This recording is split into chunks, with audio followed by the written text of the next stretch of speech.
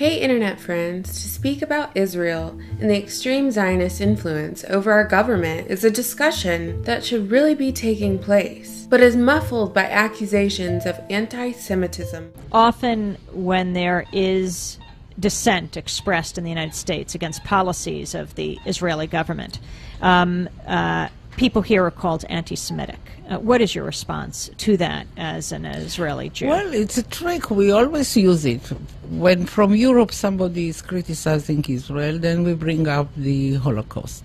When in this country people are criticizing Israel, then they are anti-Semitic. Which is funny because by definition, a Semite is a member of any of the peoples who speak or spoke a Semitic language, including in particular the Jews and the Arabs. And I can, with impunity, criticize the rest of the Middle East, who are also Semites, because the definition of anti-Semitism only refers to the prejudice against Jews. But I totally get it. Up until very recently, I believed that anyone who questioned Israel was a neo-Nazi. Back in high school, I attended this church where they'd passed the plate around the congregation, once for donations to the church, and a second time for Israel, the holy land of God's oppressed but chosen people, the patriarchs and the prophets of the Old Testament. But I digress. I get the sense that a lot of you who watch this channel are Christians, so maybe you've shared in my experience of Christian Zionism. Maybe you still subscribe to that belief system, and you'll find this video incredibly offensive. I recommend you crack open the Talmud, the cornerstone of rabbinical education, which calls on Christians to be harmed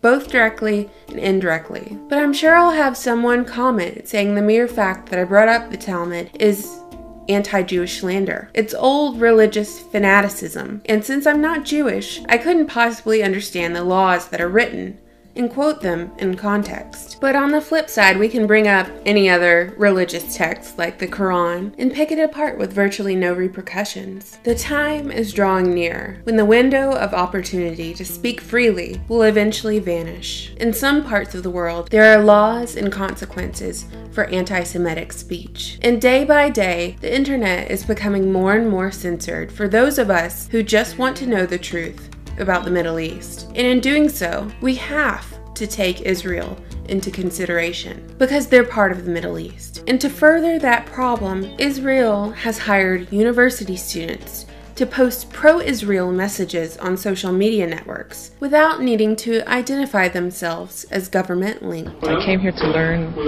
more about how we as Israelis and as Jews can defend Israel online, on the internet, and particularly in Wikipedia in this case. Wikipedia is a bit of a complex system, and it's sometimes hard to figure out the rules. I've personally tried to edit things in Wikipedia that were against Israel. I frankly think that crisis initiation is really tough. And it's very hard for me to see how the United States president can get us to war with Iran. Which leads me to conclude that if, in fact, compromise is not coming, that the traditional way of America gets to war is what would be best for U.S. interests. I mean, look, people, Iranian submarines periodically go down. Someday one of them might not come up. Who would know why?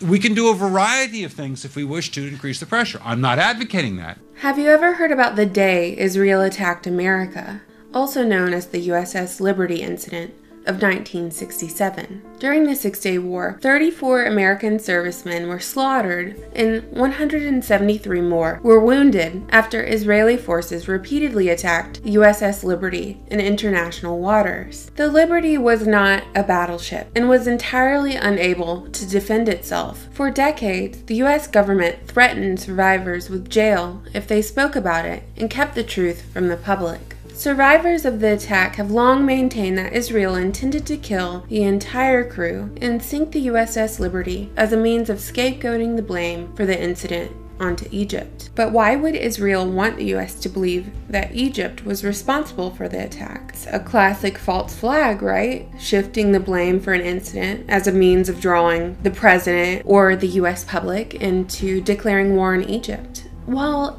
Israel claims that this attack was done in error, audio evidence confirms that the Israelis knew the identity of the ship as an American vessel. Furthermore, did you know that Israel has nuclear weapons? In 1986, an Israeli whistleblower and former nuclear technician revealed that Israel had amassed a secret stockpile of nuclear weapons. This whistleblower spent 18 years in prison after revealing classified information.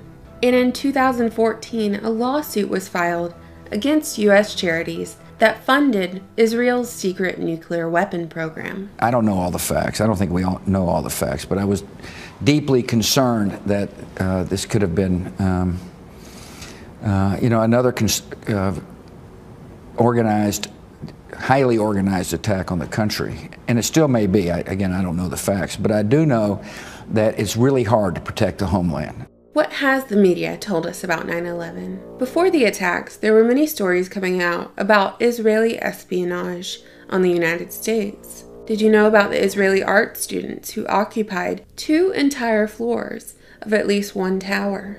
Did you know about the Israelis arrested on 9/11? Did you know that at the time Mossad had an urban moving company as a front? They were seen by New Jersey residents on September 11th, seemingly celebrating the fall of the World Trade Centers and photographing themselves in front of the wreckage. These men were caught by police, held for questioning, and quickly sent back to Israel by the United States government. So did Mossad know about the attack on the Twin Towers before it happened? Did they have a crew ready to film it? What do we actually know?